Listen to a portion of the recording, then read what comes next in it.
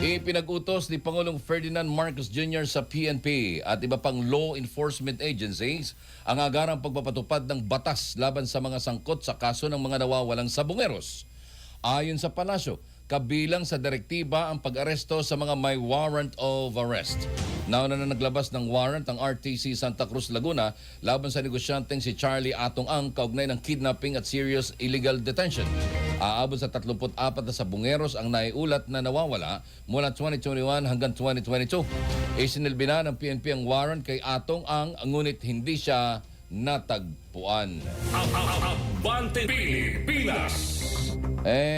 Okay yan. Basta't parehas. Dapat parehas ang magiging paglilitis. Oo. Kasi, alalahanin ninyo ha, ang sabi nga naalala ko, yung sabi doon sa pelikula napanood ko, hindi ko na inabutan yung buhay yung buhay na Judge Maximiano Asuncion, si Hocombita, di ba?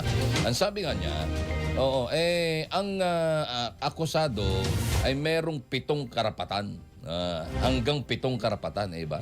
Samantalang yung biktima ay isa lang ang karapatan yan, yung mabigyan ng hustisya. Kaya dapat sa mga sa bagay, tama nga naman yun. Sa Miranda rights na lang, una. Tawag dito, you have the right to remain silent. Anything you say can be and may be used against you. Una, you have the right to an attorney. If you can't find one, the government shall provide you one. Di ba nga? You have a right to a phone call.